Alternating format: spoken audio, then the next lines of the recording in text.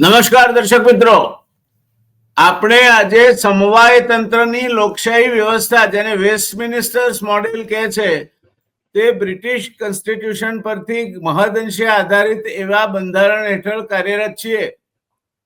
આમાં કેન્દ્ર સરકાર અને રાજ્ય સરકાર બંને વચ્ચેની જવાબદારીઓ અને અધિકારો વહેંચાયેલા છે.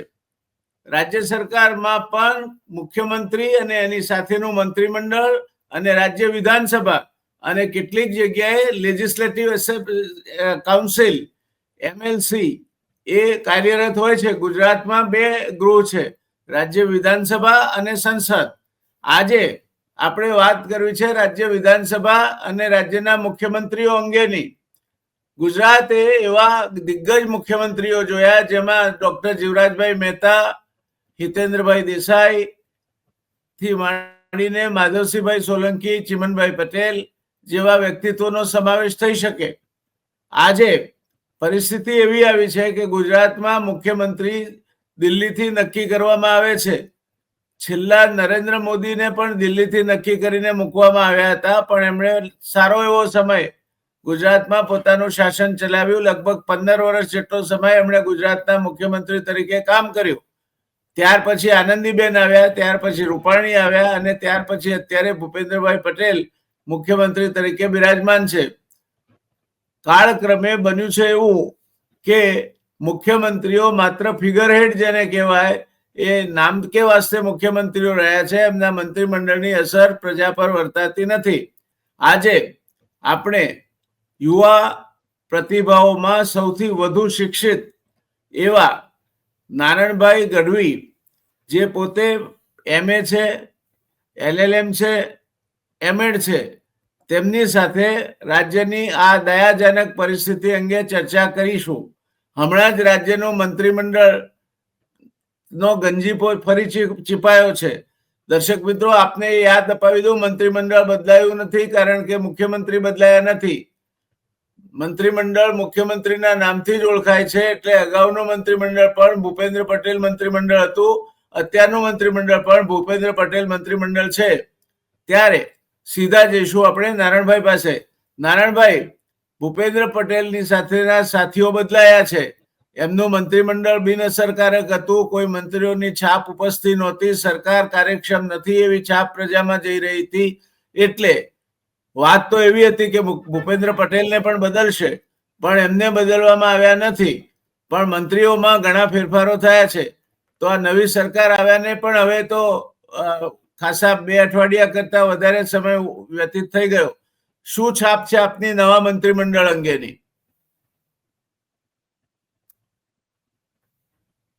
વ્યાસ સાહેબ, ખૂબ ખૂબ આભાર આપનો. પહેલે તો આપણે વાત કરીશ કે જે વર્તમાનની અંદર આખી સરકાર, એનાથી પહેલા વિજય રૂપાણી સાહેબ વખતે પણ મુખ્યમંત્રી હતા ત્યારે આખી સરકાર બદલાઈ ગઈ હતી.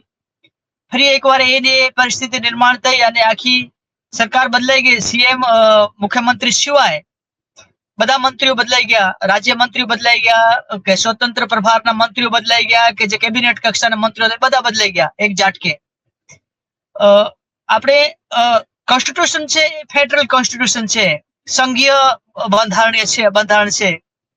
અને હું એક પોલિટિકલ સાયન્સ નો વિદ્યાર્થી રહ્યો છું, તો પોલિટિકલ સાયન્સ ની અંદર અમારે એવું ભણવામાં આવતું હતું કે જયારે ચૂંટણી થાય અને ચૂંટણી થયા પછી જે પણ પક્ષના વધારે પડતા સભ્યો ચૂંટાય એ પછી ચૂંટાયેલા સભ્યોનો એક મીટિંગ થાય અને એ ચૂંટાયેલા સભ્યોમાંથી એ બધા જ પબ્લિક ચૂંટે, 1 vote 1 candidate 1 election 1 vote 1 first vote first choice પ્રમાણે જે ઇલેક્શન જીત્યા પછી સભ્યોની મીટિંગ થાય અને મીટિંગ થયા પછી પોતે એક પોતાનો મુખ્યમંત્રીનો ઉમેદવાર નિશ્ચિત કરતા હોય છે એ બંધારણની રીતે. આ પ્રકારના અમને બંધારણમાં પોલિટિકલ સાયન્સમાં ભણવામાં આવતું હતું કે ચૂંટાયેલા બધા વ્યક્તિઓમાંથી એક વ્યક્તિને પસંદ કરવામાં આવતા હતા, ચૂંટાયેલા પ્રતિનિધિઓ જ. પરંતુ છેલ્લા થોડાક વર્ષોથી, છેલ્લા થોડાક ડેકેડથી એ પ્રકારની એક પરંપરા ચાલી છે ભારતની અંદર અને ગુજરાતની અંદર કે જે હાઈકમાન્ડ જે પ્રકારનો હાઈકમાન્ડ કલ્ચર વિકસિત થયો છે અને હાઈકમાન્ડ જે નક્કી કરે, હાઈકમાન્ડ ની અંદર પણ કોણ 1 થી 2 વ્યક્તિઓ હોય છે, એ નક્કી કરે કે X વ્યક્તિ સીએમ બનશે, બી વ્યક્તિ સીએમ બનશે કે સી વ્યક્તિ સીએમ બનશે, એ પ્રમાણે સીએમ બનતા હોય છે. અને આખી જે લોકશાહીનું જે મેન હાર્ટ છે, લોકશાહીનું જે મતદારોનો જે મેન્ડેટ હોય છે, એ મેન્ડેટ ની વિરુદ્ધ જઈ અને આ પ્રકારનો જે ચોઈસ હોય છે, આ પ્રકારની પસંદગી થતી હોય છે. તો ગુજરાતની અંદર પણ છેલ્લા લગભગ 1-2 દશકથી 2-3 દશકથી આપણે જોઈએ છીએ કે જે પ્રકારની સીએમ ગુજરાતની જનતા ઉપર થોપવામાં આવે છે કે દિલ્હી ઉપરથી, એ પ્રકારની જે ભાવના, જે પ્રકારનું કલ્ચર ગુજરાતની અંદર વિકસિત થયું છે, એ પ્રકારનું કલ્ચર તો ભવિષ્યની અંદર આપણે ફેડરલ સ્ટ્રક્ચર અને જે કોન્સ્ટિટ્યુશનની અથવા મતદારોની જે પસંદગી હોય છે એના બિલકુલ વિરુદ્ધ જતો હોય છે.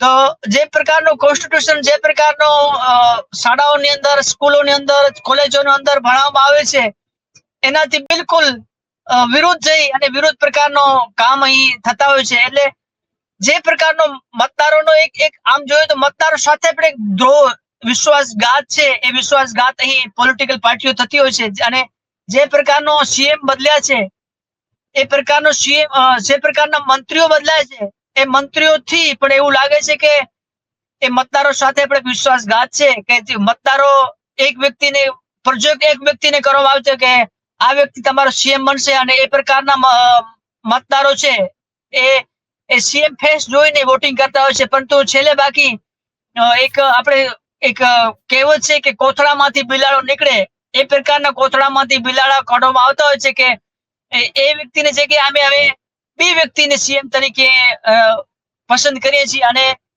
નાગરિકો પર, ગુજરાતની 6 કરોડની જનતા છે, એ 6 કરોડની જનતા ઉપર એક ચોઇસેબલ પોલિટિકલ પાર્ટીના, પોલિટિકલ લીડરના ચોઇસેબલ જે પર્સન હોય છે, એને થોપવામાં આવતી પરંપરા ચાલુ થઈ છે ગુજરાતમાં.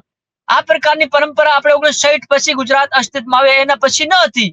ગુજરાતના જે પ્રકારના લોકો હતા, એ પ્રકારના લોકોને સીએમ તરીકે ફેસ હતા, એ પ્રકારના સીએમ બનતા હતા. પરંતુ છેલ્લા લગભગ મારા ખ્યાલ પ્રમાણે 30-40 વર્ષથી આ પ્રકારની પરંપરા સ્ટાર્ટ થઈ છે ગુજરાતમાં, જે એક ખૂબ જ ગંભીર પ્રકારની છે. અને ગુજરાતની ભોળી અને એક સેન્સિટિવ પ્રજા ઉપર એક થોપવાનો પ્રયાસ છે, વ્યક્તિને, કોઈ વ્યક્તિને થોપવાની જે પરંપરા છે, મારા ખ્યાલ પ્રમાણે આ છે. નારાયણભાઈ, આપે બહુ સાચી વાત કહી કે લોકશાહી પદ્ધતિમાં જે ચૂંટાયેલા ધારાસભ્યો હોય તેમણે પોતાનો નેતા લોકશાહી પદ્ધતિથી, ગુપ્ત મતદાનથી અથવા ખુલ્લા મતદાનથી પસંદ કરવાનો હોય, અને એ નેતા મુખ્યમંત્રી બને. એ આપ રાજ્યશાસ્ત્રના વિદ્યાર્થી છો એટલે આપ કહો છો એમાં કોઈ એ વાતમાં એની વ્યાખ્યા પ્રત્યે બેમત હોઈ શકે નહીં. પણ ગુજરાતે આ બાબતને ક્યારની છોડી દીધી છે. હવે મુખ્યમંત્રી નક્કી થાય છે, દિલ્હીથી નક્કી થઈને જે નામ આવે તે નામને દરખાસ્ત કરીને મુખ્યમંત્રી તરીકે એક ઔપચારિકતા ખાતર ધારાસભ્યોનો ટેકો મંજૂર કરાવી ગવર્નર સાહેબને એ મંત્રીમંડળ રચવા માટે દાવો કરે છે. આ યોગ્ય નથી, એ વાત આપની સંપૂર્ણપણે સાચી છે. પણ જે મંત્રીમંડળ રચાય છે, ભૂપેન્દ્ર પટેલ મંત્રીમંડળ હતું જ, ભૂપેન્દ્ર પટેલને મુખ્યમંત્રી તરીકે બદલ્યા નથી, એટલે મંત્રીમંડળ બદલાયું નથી. માત્ર મંત્રીમંડળમાં આપ સમજી શકશો રીશફલ થયું છે, પત્તાનો ગંજીફો ફરી ચીપાયો છે, મુખ્યમંત્રી એના એ રહ્યા છે. ત્યારે માત્ર મંત્રીઓ બદલવાથી સરકારની છાપ બદલાશે ખરી? અને અત્યારે અધિકારી રાજ જે ચાલ્યું છે, જેમાં મંત્રીઓ કાબેલ નહીં હોવાના કારણે અધિકારી રાજ ફૂલ્યું ફાલ્યું છે, એમાં કોઈ ફેરફાર આવશે એવું આપ માનો છો?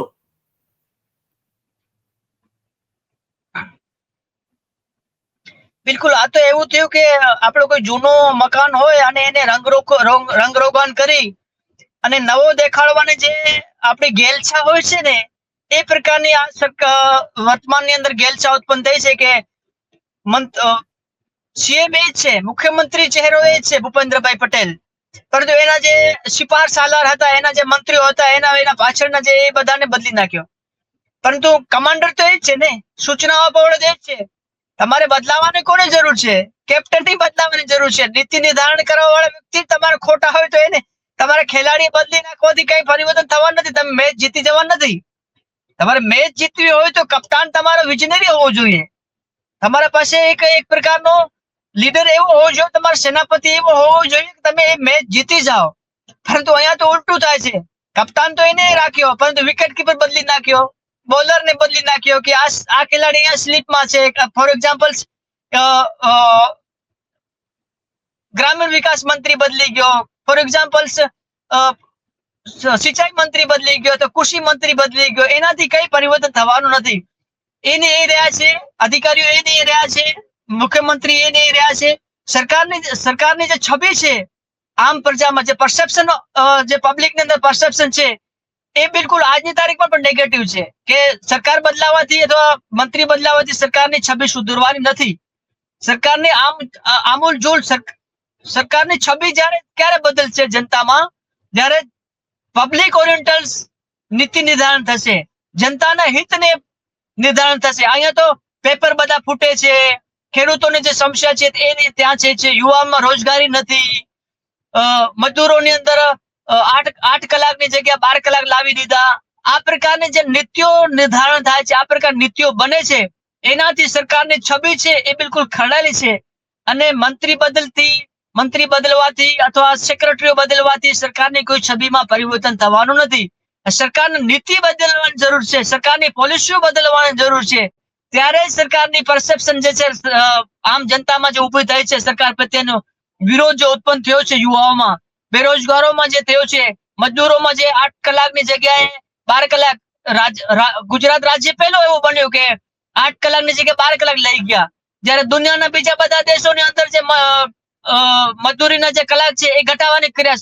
સ્વીડન હોય કે ફિનલેન્ડ હોય કે ન્યુઝીલેન્ડ હોય, એ બધા દેશોની અંદર 8 કલાકમાંથી 5 કલાક કામ મજદૂરી લઈ આવ્યા છે. જ્યારે ગુજરાતની અંદર તો 8 કલાકની જગ્યાએ 12 કલાક અને પ્લસ જે આ સ્ટ્રક્ચર જે ઉત્પન્ન થયો છે ખાસ કરીને કોન્ટ્રાક્ટ પ્રથાનો, એની અંદર 12 કલાકની જગ્યાએ 15-16 કલાક સુધી મજદૂરોનું શોષણ કરવામાં આવે છે. આજે શોષણનું જે આ મોડલ ઉત્પન્ન થયો છે ગુજરાતના, શોષણના મોડલનો કોઈ સુધારો થવાનો નથી જ્યાં સુધી શોષણ વિરોધની જે નીતિઓ સરકાર એડોપ્ટ કરી છે, સરકાર જે અમલવારી કરી રહી છે, એનાથી કોઈ પરિવર્તન થયો નથી. શોષણ વિરુદ્ધની નીતિઓ નિર્મૂળ થશે ત્યારે સરકારની જે છાપ છે, સરકારની સુધારા છે, એ જ ત્યારે જ અમલવારી થવાની છે. અને પ્રજાની અંદર જે નેગેટિવ પરસેપ્શન ઉત્પન્ન થયો છે, એ પરસેપ્શન ત્યારે જ સુધરશે જ્યારે સરકારના જે નીતિ નિર્ધારણ છે, નિયમો છે, એ પબ્લિક ઓરિએન્ટેડ હશે ત્યારે જ. બાકી સરકારની નીતિ મંત્રી બદલવાથી અથવા મંત્રીઓના ખાતા બદલવાથી, કેબિનેટ કક્ષાના મંત્રીને તમે અપગ્રેડ કરી અથવા નાયબ મુખ્યમંત્રી બનાવશો અથવા સ્વતંત્ર રાજ્ય કક્ષાના મંત્રીને તમે સ્વતંત્ર હવાલો બનાવી દેશો, એનાથી સરકારની જે છબી છે એ કઈ સુધરવાની નથી. એને ખેલાડી છે, એને કેપ્ટનો છે બધા. જી, આપ રાજ્યશાસ્ત્રના વિદ્યાર્થી છો. લોકશાહીની વ્યાખ્યા એટલે લોકોની, લોકો વડે, લોકો માટે ચાલતી સરકાર. Government for the people, by the people, of the people. આ વ્યાખ્યા પ્રમાણે આજની સરકાર એ વ્યાખ્યા પ્રમાણે કામ કરવાને સક્ષમ છે ખરી? અબ્રાહમ લિંકને જે વ્યાખ્યા આપી છે, આ વ્યાખ્યા ખૂબ જ સચોટ છે, પરંતુ વર્તમાન વ્યાખ્યાનો ગુજરાતની અંદર ખાસ કરીને ભારતની અંદર એનો બિલકુલ ઉલટું કરવામાં આવી રહ્યું છે કે લોકો માટે, લોકો દ્વારા, લોકોથી ચાલતી સરકાર એટલે લોકશાહી. પરંતુ આ વર્તમાનની અંદર જે પરિભાષા છે, જે વ્યાખ્યા છે, એ બિલકુલ ઉલટી થઈ છે. અને આપણે એ જ પ્રાર્થના કરીએ ગુજરાતના શાંતિપૂર્ણ, કારણ કે ગુજરાતની અંદર જે બંધારણ સ્થાપિત કરવા માટે મૂલ્ય રવિશંકર મહારાજ હોય, ગાંધીજી હોય કે સરદાર પટેલ હોય કે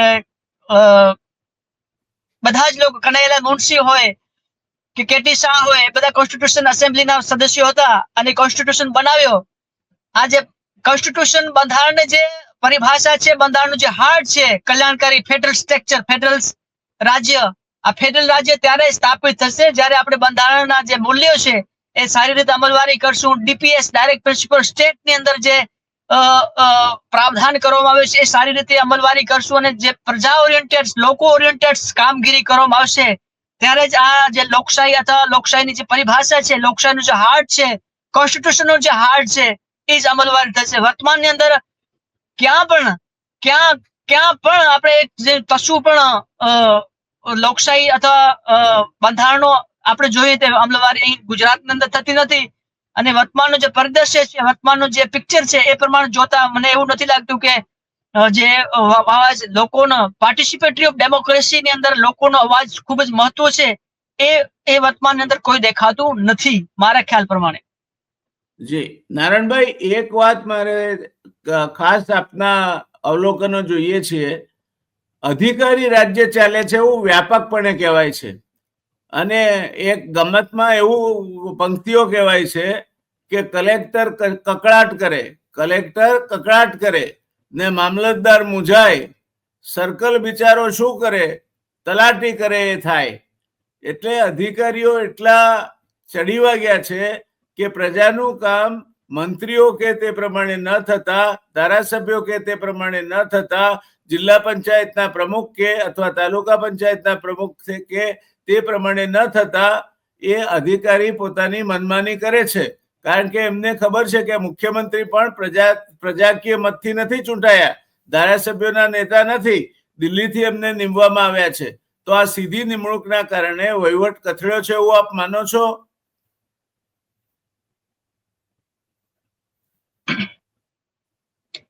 આપણા પાસે એવું કહે છે કે એક એક્ઝિક્યુટિવ કોન્સ્ટિટ્યુશન્સ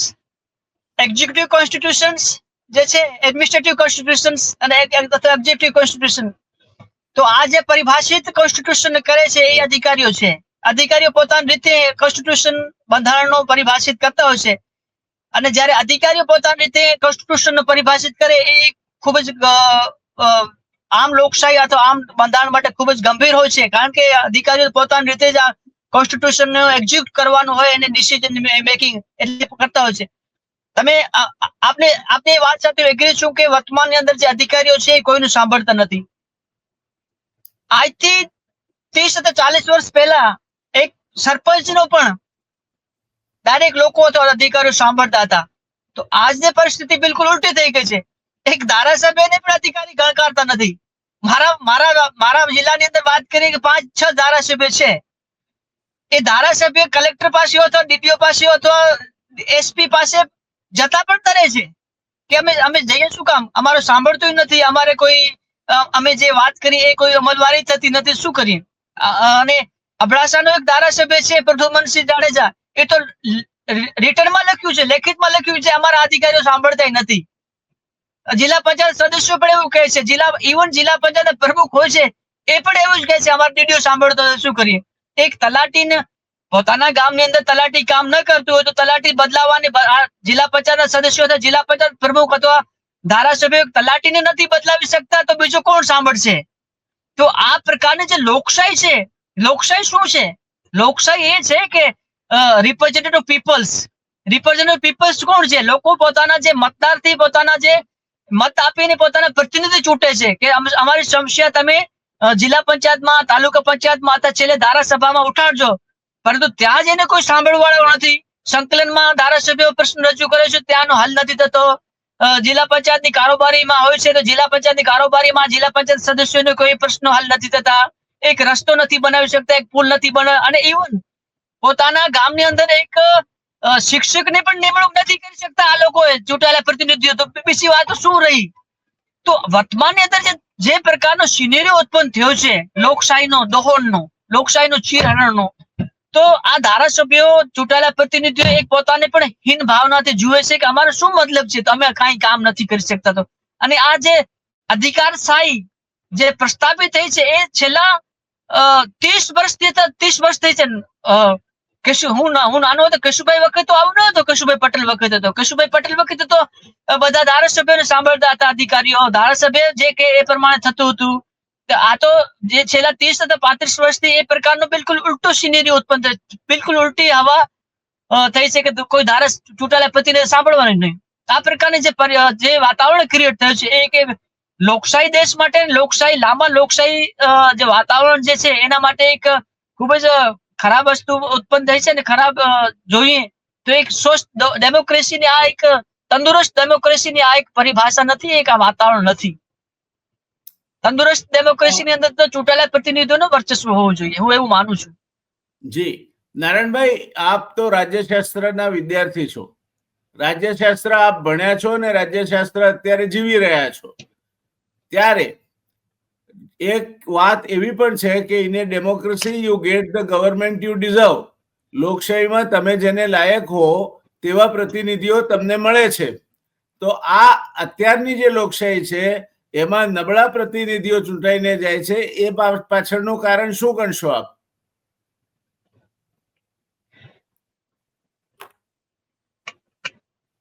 વર્તમાનમાં જે પ્રતિનિધિઓ ચૂંટાઈને જાય છે એની હું વાત કરું તો એ વર્તમાન ચૂંટાયેલા વ્યક્તિઓ અથવા વર્તમાનની અંદર ચૂંટાયેલા વ્યક્તિઓ એ અનકેપેબલ છે. બધા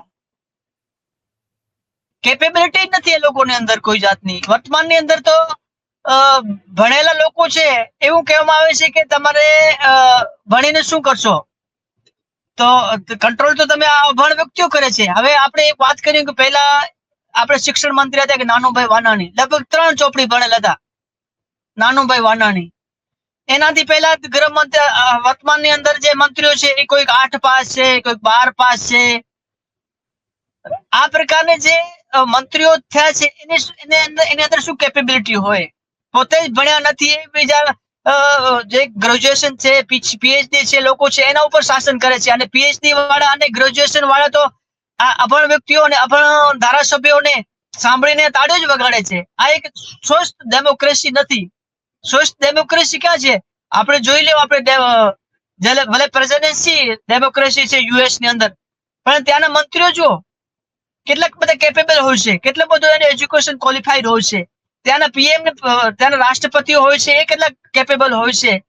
ફોરેનના જે દાખલા તરીકે યુએસ, યુકે છે, એક ફિનલેન્ડ છે, કે ફ્રાન્સ છે, કે નોર્વે છે, એ બધા મંત્રીઓ અથવા એ બધાના પ્રધાનમંત્રીઓ અથવા એના ચાન્સલરોનો તમે ક્વોલિફિકેશન જુઓ અને ભારત અને કમ્પેર કરો. ભારતની અંદર જે 32 રાજ્યો અથવા ગુજરાતના 181 ધારાસભ્ય, 26 લોકસભાના સદસ્યોને તમે ગ્રેજ્યુએશન અથવા એજ્યુકેશન ક્વોલિફિકેશન નો આપણે તપાસ કરીએ તો કેટલી ક્વોલિફિકેશન તેના પાસે છે.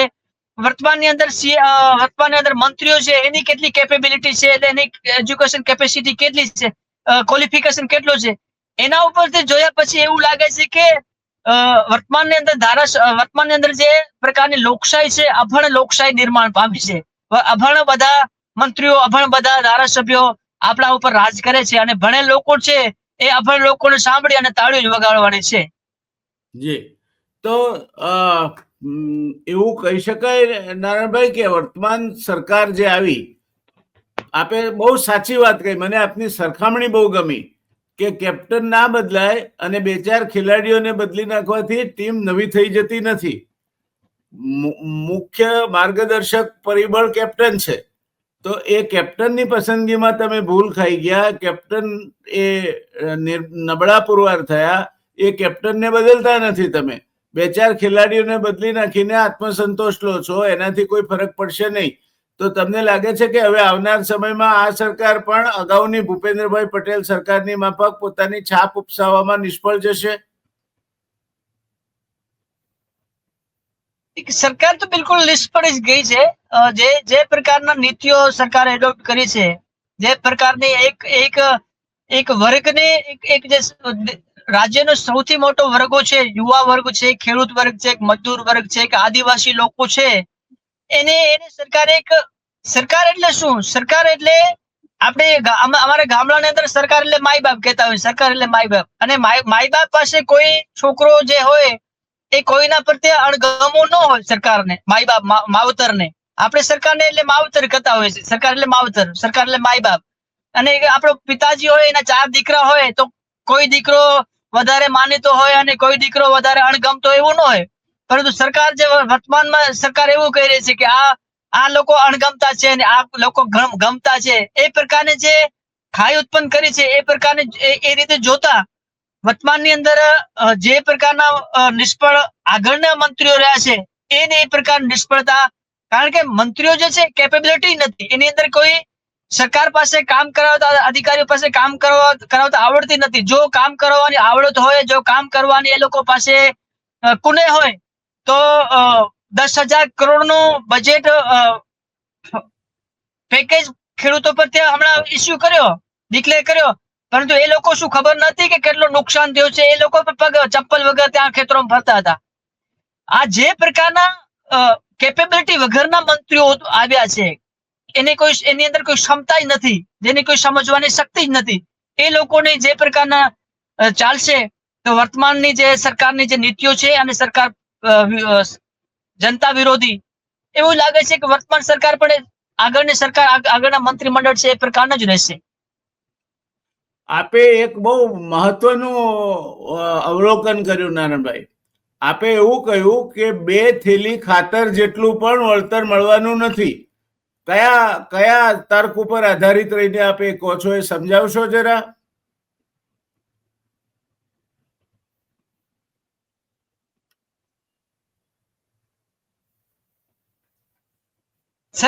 સીએમ પોતે ખેડૂતોના ખેતરોમાં ગયા હતા.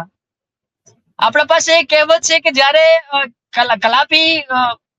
કલાપી જયારે ખેતરમાં ગયા અને એને અણસાર આવી ગયો કે ખેતરને એક જ્યુસ, એક શેરડીનો ગ્લાસ પીધું અને એના મનમાં એવું થયું કે આ તો ખૂબ ઉપજાઉ જમીન છે, આ તો ખેડૂત ખૂબ ઉપજ મેળવે છે, એટલે ટેક્સ વધારવાની કોશિશ કરી. એટલે તે વખતે કલાપી લખ્યું કે યા તો રસીન થઈ છે દરા અથવા દયાહીન થઈ છે નિરૂપ, નહીં તો આવું ન બને એવું કહીને માત ફરી રડી છે.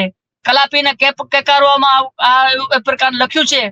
સીએમ પોતે ખેડૂતના ખેતરમાં જતા હોય, સીએમ પોતે ખેડૂતોના નુકસાન થયું છે એ જોતા હોય, કૃષિ મંત્રી પોતે ખેડૂતોના ખેતરમાં જતા હોય, નાયબ મુખ્યમંત્રી પોતે ખેડૂતના ખેતરમાં જતા હોય, અને એક મંત્રી તો ખેડૂતના ખેતરમાં જઈ અને પાકને હાથમાં લીધું તો એનો વાસ આવ્યો.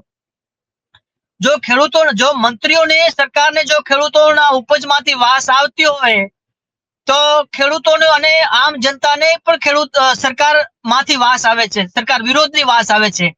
સરકાર વિરોધી છે એ પ્રકારની વાસ આવે છે અમને ખેડૂતો અને આમ જનતાને. પણ આપે કહ્યું કે 2 થેલી ખાતર જેટલું જ વળતર મળ્યું છે, એ કઈ ગણતરીના આધારે કહ્યું આપે? જી વ્યાસ સાહેબ, આપનો અવાજ થોડુંક. આપે એવું કહ્યું નારાયણભાઈ કે 2 થેલી ખાતરના કિંમત જેટલું જ વળતર મળ્યું છે, એવું આપે કયા આધારે કહ્યું, કઈ ગણતરી મૂકીને કહ્યું આપે? દેખી, સરકારે જે હમણાં જે ખેડૂતોને નુકસાન, જે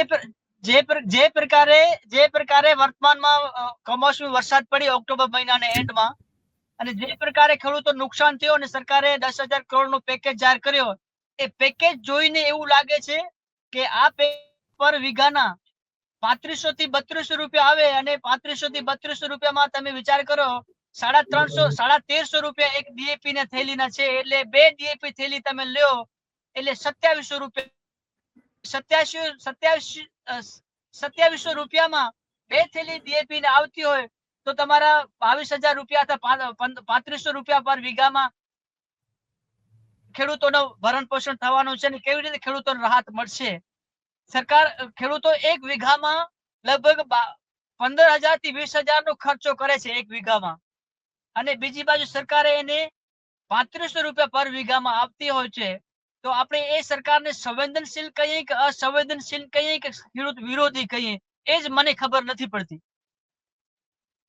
એટલે ટૂંકમાં આપનું કહેવું એવું છે કે આ સરકાર પણ અગાઉની ભૂપેન્દ્રભાઈ પટેલ સરકાર એની સરખામણીમાં જે 15 દિવસ કરતા વધારે સમય ગયો એમાં પોતાના અસ્તિત્વની છાપ અથવા અસરકારકતાની છાપ ઉપસાવવામાં નિષ્ફળ ગઈ છે.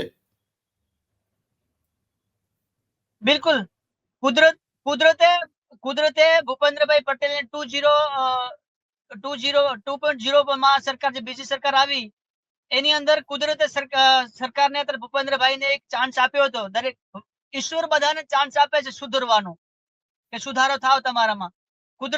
કુદરતે એક ચાન્સ આપ્યો હતો કે ચાલો ખેડૂતોને નુકસાન થયો, કે વધારે પડતો નુકસાન એગ્રીકલ્ચરમાં થયો અને ખેડૂતોના પાક બધા પથારા તણાઈ ગયા, પરંતુ પરંતુ ભૂપેન્દ્રભાઈ પટેલ અથવા વર્તમાન સરકાર પાસે સુધારવાનો ચાન્સ હતો, પોતાની નીતિઓ સુધારવાનો ચાન્સ હતો કે ખેડૂતો પ્રત્યેની જે નીતિ છે એની અંદર વધારે બ્રોડલી રીતે વધારે નુકસાન થયું છે, વધારે પ્રકારના વળતર આપે એ પ્રકારનું અથવા યુવાઓમાં સુધારો કરવાનો ઘણો બધો ચાન્સ હતો, ઘણો બધો તક આપી હતી કુદરતે.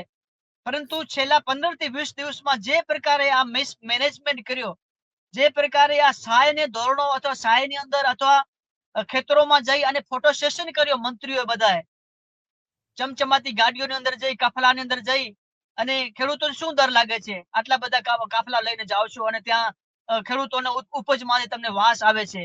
આ પ્રકારની જે અસંવેદનશીલતા મંત્રીઓ ત્યાં પ્રદર્શિત કરી, એના ઉપરથી સરકારને જે ચાન્સ કુદરતે આપ્યો હતો, સરકારે એ ચાન્સ ગુમાવ્યો અને ચાન્સ ગુમાવવાથી સરકારને જે સભી સુધારવાનો જે ચાન્સ હતો એ પણ પબ્લિકમાં સરકારે ગુમાવી લીધો. એટલે કોઈ ફરક નથી પડવાનો વર્તમાન 15 દિવસમાં અથવા 20 દિવસમાં સરકારનો અથવા મંત્રીઓ, નવા મંત્રીઓ આવ્યા પછી એનાથી કોઈ ફરક નથી પડવાનો એની નીતિમાં અથવા પોલિસીસમાં. ટૂંકમાં આપણે આ વાતને સમાપન તરફ દોરી જઈએ તો એમ કહી શકાય કે દિલ્હી તરફથી એક પ્રયત્ન કરવામાં આવ્યો, ભૂપેન્દ્રભાઈને બદલી ના કર્યા, ભૂપેન્દ્રભાઈને એમના એમ રાખ્યા, પણ કેટલાક મંત્રીઓ જે એમના મતે બરાબર નહોતા એમને બદલવામાં આવ્યા. કેટલાકના સામે તો ભ્રષ્ટાચારના ભયંકર આક્ષેપો હતા. એક મંત્રીના દીકરા સામે તો મનરેગામાં અબજો રૂપિયાના કૌભાંડનો આક્ષેપ હતો. એક બીજા કિસ્સામાં સાબરકાંઠામાં ફુલેકું ફેરવવાનો આક્ષેપ હતો, પોન્ઝી સ્કીમોનો આક્ષેપ હતો. એવા આક્ષેપિત જે હતા એમાંથી કેટલાક, બધા નહીં, કેટલાકને ડ્રોપ કરવામાં આવ્યા છે. અને નાયબ મુખ્યમંત્રીનું પદ, આ છેલ્લો પ્રશ્ન છે. આપ રાજ્યશાસ્ત્રના વિદ્યાર્થી છો એટલે કહું છું, બંધારણમાં નાયબ મુખ્યમંત્રી અથવા નાયબ વડાપ્રધાન એવું કોઈ પદ છે જ નહીં. તો જે પદ બંધારણમાં નથી એ પ્રકારના પદો ઉભા કરીને સરકાર શું પુરવાર કરવા માંગે છે? બિલકુલ એગ્રી છું એક રાજ્યશાસ્ત્રના વિદ્યાર્થી તરીકે, કોન્સ્ટિટ્યુશનના વિદ્યાર્થી તરીકે, કે બંધારણની અંદર અથવા ભારતના લો ની અંદર આ નાયબ મુખ્યમંત્રીનું કોઈ પદ નથી. નાયબ મુખ્યમંત્રી નથી, નાયબ પ્રધાનમંત્રીનું પણ નથી. તો આ નાયબ પ્રધાનમંત્રી એક શું કહેવાય, એક ઉપમા આપી દીધી છે કોઈને ઓવરટેક ન કરે, કોઈને રાજી કરવા માટે કે આ નાયબ મુખ્યમંત્રી છે. નાયબ મુખ્યમંત્રી પાસે શું છે પદ? એના પાસે કોન્સ્ટિટ્યુશન હોતો જ નથી. કોન્સ્ટિટ્યુશનમાં કોઈ ઉલ્લેખ નથી નાયબ મુખ્યમંત્રી તો નાયબ પ્રધાનમંત્રીનો. તો એના પાસે શેનો હોદ્દો લઈને ફરે છે નાયબ મુખ્યમંત્રીનો? સરકાર પાસે જે પ્રકારનો ચાન્સ હતો, સરકાર પાસે જે સુધારવાનો, અને સરકાર એટલે જ બદલી એક ઝાટકામાં કે સરકારના જે ભ્રષ્ટાચાર વધ્યો, સરકારના મંત્રીઓ જે પ્રકારનો ભ્રષ્ટાચાર કર્યો અને સરકારના મંત્રી પુત્રોએ એ બધા ભ્રષ્ટાચારો જે કર્યા, એ ભ્રષ્ટાચારોની ગંધ જે છે, એ વાસ છે, એ ફેલાઈ ગઈ. અને વાસ ફેલાતા આખી દિલ્હી સુધી પહોંચી ગઈ. દિલ્હી દરબારમાં ખબર પડી કે સરકારનો જે પરસેપ્શન છે, સરકારની જે નીતિઓ છે, એ બિલકુલ પ્રજાની વિરોધમાં જઈ રહી છે. ભ્રષ્ટાચાર દિવસે દિવસે વધી રહ્યો છે. ભૂપેન્દ્રભાઈ પટેલ મુખ્યમંત્રી ભ્રષ્ટાચાર ઉપર અથવા ભ્રષ્ટાચાર મંત્રીઓ ઉપર કોઈ કાબુ મેળવી શકતા નથી. એટલે આખી મંત્રીમંડળ હટાવી દીધો. મંત્રીમંડળ હટાવ્યા પછી પણ જે પ્રકારના મંત્રીઓ લીધા, જે પ્રકારના મંત્રીઓને ખાતાની ફાળવણી થઈ, એનાથી એવું થાય છે કે કોઈ સુધારો વર્તમાનમાં આવ્યો. જે પ્રકારનો ભ્રષ્ટાચાર તે વખતે તો એની પરિસ્થિતિ, એની સંજોગો વર્તમાનમાં ચાલુ રાખવામાં આવ્યા છે. અને કોઈ પણ રીતે સરકાર પોતાની જે નીતિઓ છે, એ પહેલાની નીતિઓ છે, એની પહેલા નીતિઓમાં સુધારો કર્યા વગર જ આની આ નીતિઓ વર્તમાનમાં જે નવા મંત્રીઓ છે એ પણ ચલાવી રહ્યા છે. નારાયણભાઈ, છેલ્લો પ્રશ્ન. વિરોધ પક્ષનું કામ પ્રહરી તરીકે કામ કરવાનું છે. વિરોધ પક્ષ એક જાગૃત પ્રહરી તરીકે કામ કરે છે. શું આપને લાગે છે ગુજરાતમાં વિરોધ પક્ષો પણ નિષ્ફળ ગયા છે? વિશ્વમાં એવું કહેવામાં આવે છે ઇંગ્લેન્ડની જે લોકશાહી છે સૌથી જૂની લોકશાહી છે. અને વિરોધ પક્ષનું જે મહત્વ છે એ ઇંગ્લેન્ડની અંદર એટલું જ છે જેટલું પ્રધાનમંત્રીનું હોય છે, એટલું ને એટલું વિરોધ પક્ષ નેતાનું પણ મહત્વ ઇંગ્લેન્ડની અંદર હોય છે. ભારતની જે લોકશાહી છે એ વધારે પડતી અલગ અલગ દેશના જે કોન્સ્ટિટ્યુશન જે છે ત્યાંથી એડોપ્ટ કરવામાં આવ્યા છે. તો લોકશાહી પ્રક્રિયા પણ ઇંગ્લેન્ડમાંથી ઘણા બધા લીધા છે. તો ઇંગ્લેન્ડની જેમ જ આપણે વિરોધ પક્ષનું પણ અપોઝિશન પાર્ટીનું પણ મહત્વ એટલું હોય છે. એ આપણે પ્રસ્થાપિત કર્યું છે કોન્સ્ટિટ્યુશને. વિરોધ પક્ષનો મહત્વનો જવાબદારી શું છે? ચેક એન્ડ બેલેન્સ કરવાની. સરકારની જે વિરોધી નીતિ હોય છે, સરકારની જે એન્ટી પબ્લિક પોલિસી હોય છે, એનો વિરોધ કરવો. અને એ પ્રકારની વિરોધ નીતિથી મેં રાજ્યસભામાં એક વિદ્યાર્થી હોવાને કારણે રાજ્યશાસ્ત્ર પોલિટિકલ સાયન્સનો મેં એવું કર્યું છે કે વિરોધ પક્ષનું કામ એક હોય છે કે પ્રજાના પ્રશ્નો રજૂ કરી અને સત્તા મેળવી. એ વિરોધ પક્ષનો મુખ્ય ઉદ્દેશ્ય હોય છે. એટલે પ્રજાના જે પ્રશ્નો છે એને રાઇઝ કરવો, એને વોઇસલેસ જનતા છે એને વોઇસ આપવી, એ એક વિરોધ પક્ષનો ખૂબ જ મહત્વનો જવાબદારી છે. પરંતુ